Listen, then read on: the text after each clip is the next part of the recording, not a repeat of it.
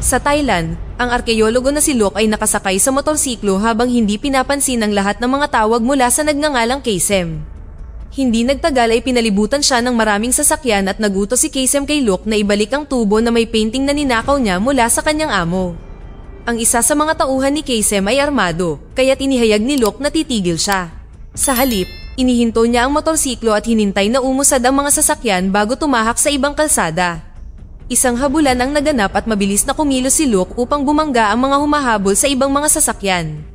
Pagkatapos ay pumasok siya sa palengke kung saan hindi makakasunod ang mga sasakyan, kaya ang tanging kaaway na natitira ay isang lalaking nakamotor. Nang pumasok si Luke sa apartment, napakasikip ng espasyo kaya bumangga rin ang nakamotor. Pagkababa sa hagdan ay umalis si Luke sa gusali, ngunit hinarang siya ng sasakyan ni Kasem. Tumalsik siya mula sa motor, ngunit dahil pinalibutan agad ng mga mamamayan ng sasakyan, gumapang si Luke. Tinakot ni Kasem ang mga tao sa pamamagitan ng pagbaril sa hangin at ipinadala ang kanyang mga maton upang ipagpatuloy ang paghabol ng naglalakad. May sugat ang binti, kumilos si Luke ng mabilis hanggat maaari habang nagpapaputok ang kanyang mga kaaway. Tinawagan niya ang mga kasamahan upang sabihin sa kanila na hindi siya aabot sa flight, kaya sinabi nila sa kanya na sumakay sa tren. Matapos tumawid sa isa pang palengke, ninakaw ni Luke ang kariton ng tindero at sinundan siya muli ni Kasem sakay ng sasakyan. Tinanggal ni Luke ang kariton mula sa motor at bumangga ito sa sasakyan ni Kasem na naging sanhi ng pagkalat ng apoy at natakpan ang kanyang windshield. Pagkatapos ay bumangga si Kasem sa trapiko at pinalibutan siya ng mga pulis habang si Luke ay nakatakas. Sa istasyon, tumalon si Luke mula sa motor at hinabol ang tren na gawang makasakay sa huling segundo. Nang gabing iyon ay nakatulog siya sa upuan at nanaginip na nasa sinaunang gusali kung saan nakahanap siya at nagnakaw ng gintong maskara. Paggising niya ay may nakita siyang babaeng nagngangalang Esme na nakaupo sa tapat niya. Ipinaliwanag ni Esme na ang trabaho niya ay mag-recover ng mga kakaibang painting at ang mga lalaki sa ibang upuan ay nagtatrabaho para sa kanya. Tumanggi si Luke na ibigay sa kanya ang painting kaya naglabas si Esme ng kutsilyo habang sinimulan siyang sakalin ng tulisan mula sa likuran. Sinubukan ni Esme na agawin ng tubo at sinipa si Luke nang hindi ito bumitaw, ngunit sa halip ay hinawakan ni Luke ang braso niya. Sa pagtanggal ng jacket, nakalayo si Esme. Pagkatapos ay kumuha si Luke ng plato mula sa mesa at binasag ito sa ulo ng tulisan bago siya hinedbat upang pilitin siyang bumitaw sa wakas. Ngayon ay maaari na niyang hatakin si Esme habang sinipa ang isa pang tulisan, gayunpaman, agad siyang hinampas ni Esme bago muling naglakad palayo. Kailangang labanan ni Luke ang isa pang lalaki bago siya maabot at ipinagtanggol ni Esme ang sarili gamit ang kutsilyo, hindi sinasadyang nahiwa ang strap ng tubo sa proseso. Habang nakahawak sila sa magkabilang dulo ng strap, iniwasan ni Luke ang lumilipad na kutsilyo at hinila ang tubo para patalsikin si Esme sa banyo kung saan siya ikinulong. Pagkatapos, umakyat si Luke sa bubong ng tren at naghintay hanggang makalapit sa water tower para tumalon doon. Hindi niya nahawakan ng maayos ang rehas at tuluyang nahulog sa bubong ng barong-barong. Pagkatapos ay tinawagan niya ang mga kasamahan upang hilingin sa kanila na sunduin siya. Samantala, sa London, tinatalakay ng kapatid ni Luke na si Charlotte ang mga detalye ng diborsyo kasama ang manlolokong dating asawa na si Harold at ang abogado. Gusto ng lalaki ang buong kustodiya sa kanilang anak na labis na ikinagalit niya. Nang maglaon ay nasa trabaho si Charlotte sa museo at nabigla siya nang makita si Luke. Nagpanggap siyang narito siya ngunit bihira lang sila magkita kaya nahulaan ni Charlotte na may problema siya. Iniisip ni Luke na dapat siyang samahan ni Charlotte sa mga pakikipagsapalaran tulad ng dati nilang ginagawa kasama ang kanilang ama, ngunit ipinaalala ni Charlotte na isa na siyang ina ngayon kaya gusto niyang panatilihin ang trabaho bilang curator. Pagkatapos ay sinabi sa kanya ni Luke na may sira ang isa sa mga painting. Habang tinitingnan niya ito, nagnakaw siya ng ibang painting sa pader. Agad na tumunog ang alarma at tumakbo si Luke habang nagsisimulang magsara ang mga pinto. Sinundan siya ni Charlotte sa labas at hiningi ang painting, ngunit sinabi ni Luke na ibibigay lang niya ito kung sasakay siya sa sasakyan. Mabilis siyang nagmaneho, gumawa ng pambihirang pag-ikot upang malito ang mga sasakyan ng pulis na humahabol sa kanya ngayon. Matapos dumaan sa makipot na kalye, pumasok siya sa likod ng truck na minamaneho ng mga kasamahan niya na sina Murphy at Deb. Nakilala sila ni Charlotte dahil sila ang dating koponan ng kanyang ama. Habang pinagtatalunan ni Luke at Charlotte ang buhay na pinili niya, tiningnang mabuti ni Murphy ang ninakaw na painting at sinabing hindi ito ang hinahanap nila. Sinabi ni Luke sa kanyang kapatid na ibabalik niya ang painting bago siya pinatulog. Ilang sandali pa ay nagising siya mag-isa sa upuan sa parke. Nagmamadaling bumalik si Charlotte sa museo, kung saan iniimbestigahan ni Inspector Jamal ang kaso. Naghihinala siya na tinulungan ni Charlotte si Luke, ngunit habang nagtatalo sila, napansin nilang naibalik ang painting sa pwesto nito. Pagkatapos ng trabaho, sinubukan ni Charlotte na kunin ang anak na si Thomas, ngunit hindi ito pinayagan ni Harold na sumama sa kanya dahil narinig niyang suspect na siya ngayon. Sinigawan ng galit na Charlotte si Luke dahil sa pagsira sa buhay niya at nakita siyang kasama ang mayamang lalaki na nagngangalang Owen.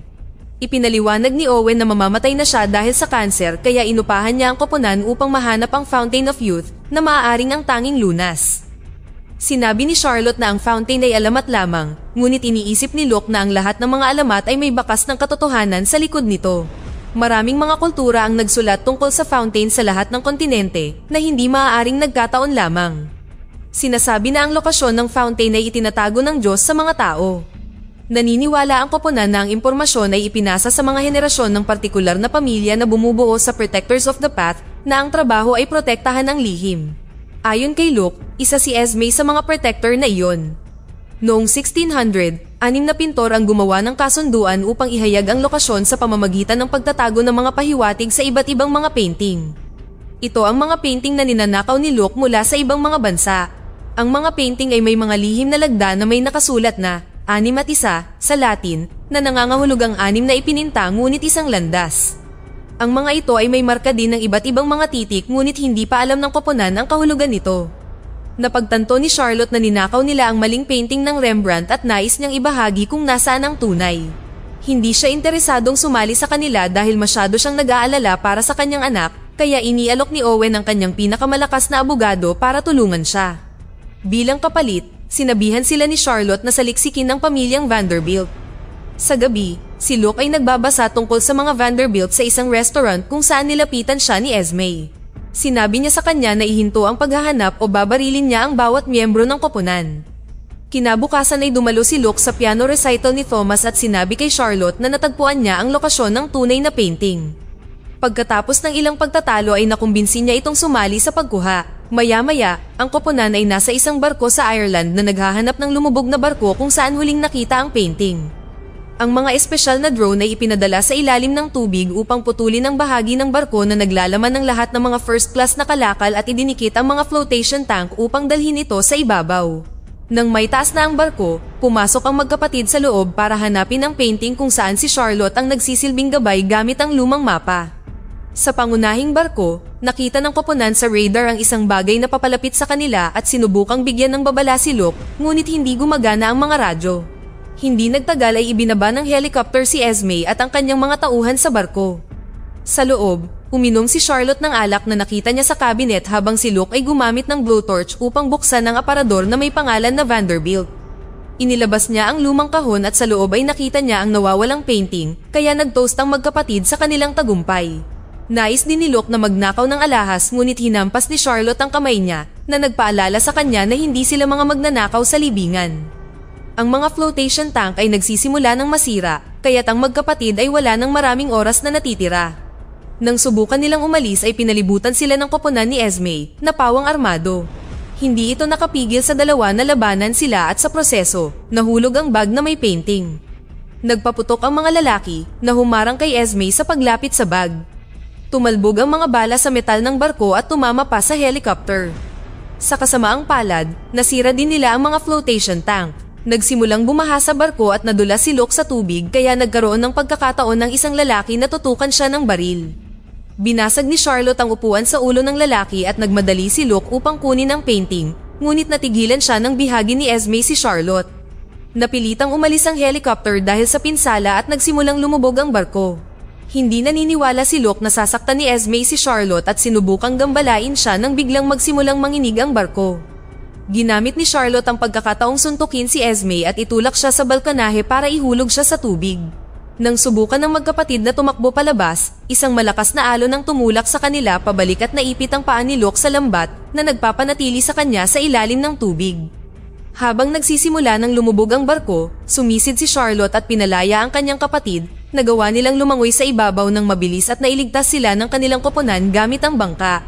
Nang bumalik si Charlotte sa London, hiniling ni Harold sa kanya na kunin si Thomas dahil lilipat siya sa Japan para sa bagong trabaho. Binanggit niya ang bago nitong kumpanya at napagtanto ni Charlotte na ginawa ito ni Owen para makuha niya ang bata. Pagkatapos ay pumunta siya sa koponan upang tingnan muli ang mga titik gamit ang bagong painting. Binubuo nila ang salitang wicked at dahil sa pangungusap na 6-1, napagpasyahan nila na ito ay tumutukoy sa Wicked Bible.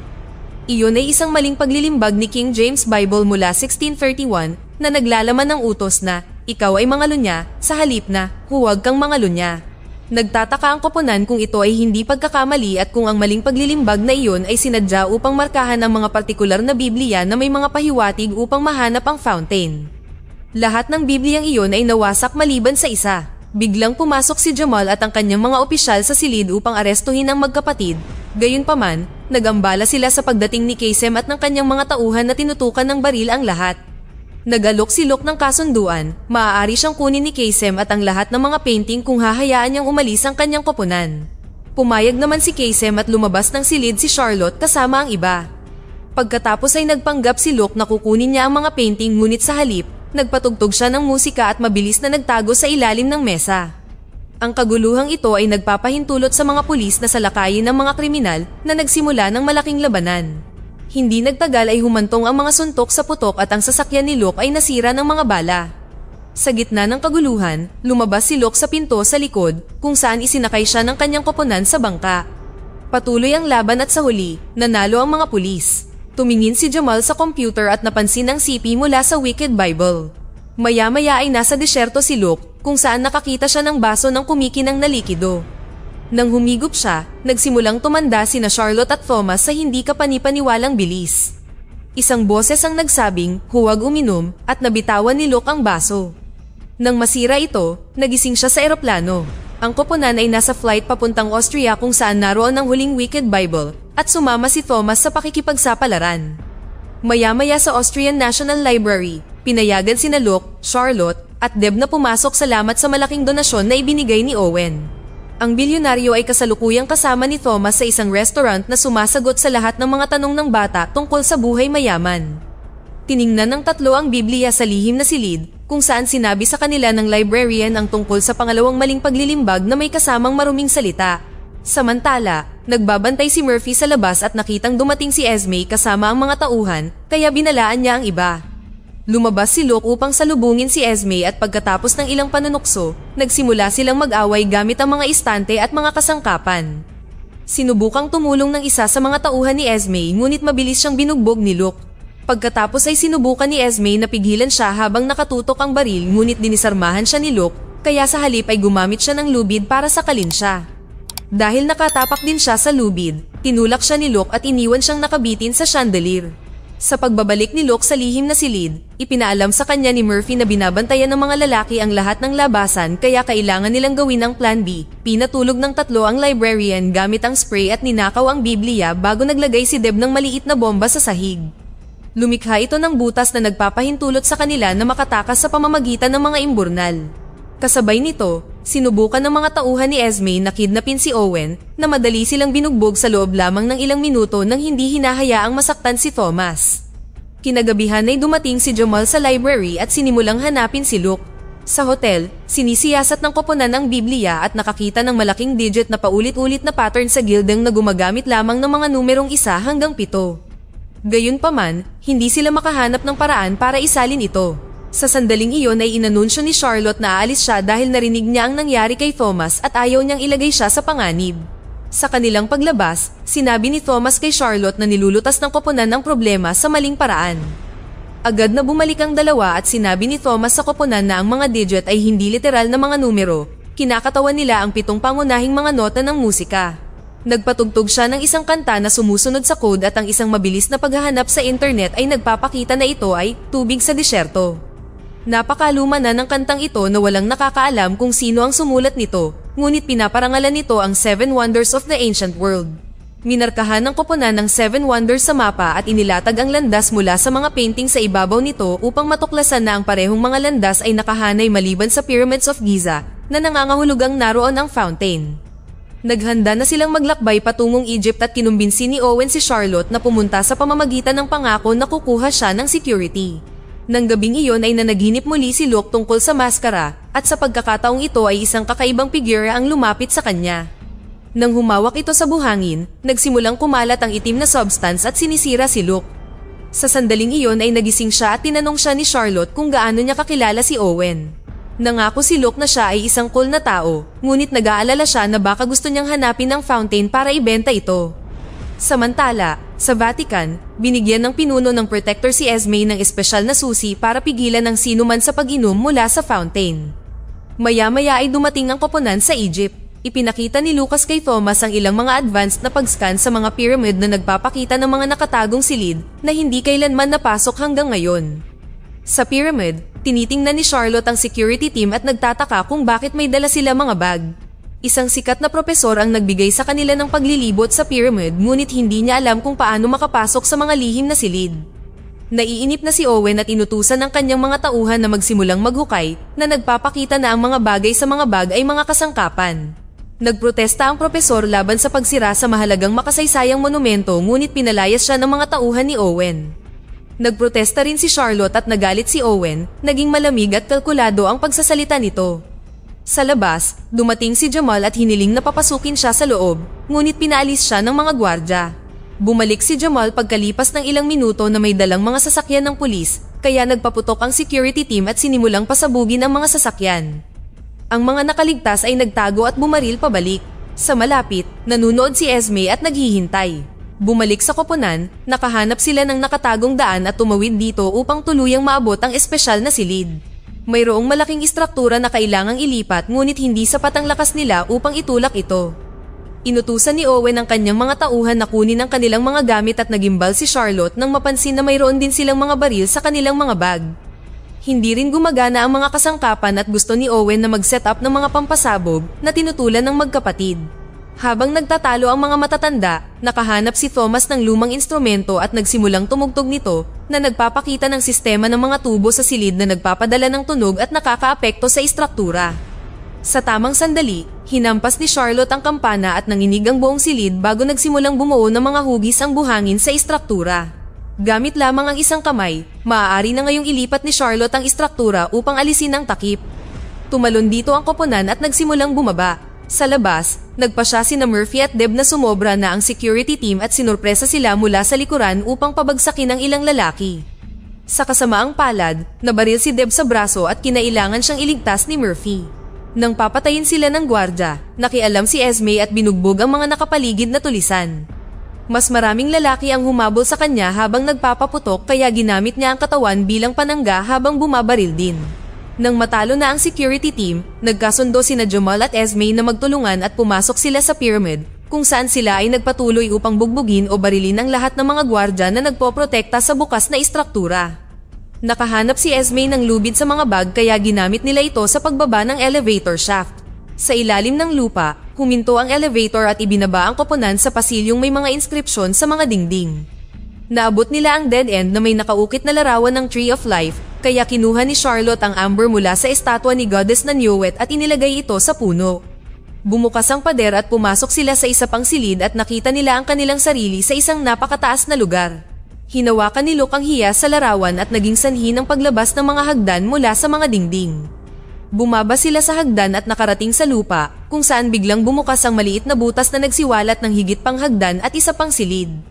May maliit na tubig sa gitna na tila bukal ng kabataan. Ipinaalala ni Charlotte sa lahat ang mga babala sa dingding, kung ang isang tao ay hindi pa handa na makakuha ng pagpapala, makakakuha sila ng sumpa sa halip. Gusto ni Owen na uminom muna si Luke at naging medyo agresibo, kaya nahulaan ni Charlotte na hindi totoong mamamatay na siya. Pinatunayan ni Owen na pumunta siya sa fountain upang ibenta ito at nagpapatuloy sa pagbaril sa braso ni Luke, kaya wala siyang pagpipilian kundi ang uminom. Sa sandaling hinawakan ni Luke ang tubig, nagsimulang punan ng tubig ang silid upang makagawa ng aktwal na fountain. Bumagsak ang dugo mula sa sugat ni Luke at pinalibutan siya ng tubig para buhatin siya. Nagsimulang umilaw ang kanyang mga kamay at nakita ni Luke ang mas batang bersyon ng kanyang sarili. Gayunpaman nang malapit na siyang uminom ay nakita rin niya sina Charlotte at Thomas na mabilis na tumatanda. Pinili niyang huwag uminom para protektahan ang kanyang pamilya at pinaghiwalay ang kanyang mga kamay, kaya ginantimpalaan siya ng tubig sa pamamagitan ng pagpapagaling sa kanyang pinsala. Si Owen na galit ay sinubukang bumaril muli ngunit pinrotektahan ng tubig si Luke bago dahan-dahang ibinaba. Pagkatapos ay ibinuhos din ni Owen ang ilan sa kanyang dugo sa fountain. Habang umaaligid ang tubig sa kanya, ginamit ni Esme sa pader ang susi habang inaalala ang ipinaliwanag ng pinuno. Kapag uminom ng tubig ang isang nagmamalasakit, bibigyan siya ng walang hanggang kabataan bilang kapalit ng buhay ng kanilang mga mahal sa buhay. Ngunit kung ang isang taong nagmamahal lamang sa kanilang sarili ay uminom, ang bukal ay aagos sa sariling buhay ng taong iyon. Uminom si Owen at agad na tumanda, sumisigaw sa hindi matiis na sakit. Habang umiikot ang tubig sa paligid niya, hinampas ni Esme ang isa pang kampana at lahat ng pinto ay nagsimulang magsara. Ganoon din ang nangyari sa butas sa lupa, kaya ang pangkat ay nagmamadaling umakyat sa hagdan at iniwan si Owen upang mamatay sa tubig. Sa kanilang pag-akyat, ang bodyguard ni Owen ay nadulas at nahulog sa kanyang kamatayan. Nadulas din si Luke at kinailangan siyang tulungan ni Esme na makabangon. Nagsasara na rin ang mga pasilyo kaya kailangan nilang umiwas sa maraming mga hadlang para makalabas. Nang nasa labas na ang lahat, kinailangang aminin ni Jamal na ang tunay na kriminal sa likod ng lahat ay si Owen. Inamin ni Esme na humanga siya sa matatag na kalooban ni Luke at hinalikan niya ang pisngi nito habang nagpapaalam. Gusto ng magkapatid na pumunta sa isang bagong pakikipagsapalaran at sinabi ni Thomas na mayroon siyang ideya. Dito na nagtatapos ang ating kwento. Sana ay nagustuhan nyo. Mag-subscribe na kung hindi ka pa nakasubscribe, pindutin na rin ang notification bell at like button upang matulungan ang channel at mag-iwan na rin ng komento. Maraming salamat sa panonood.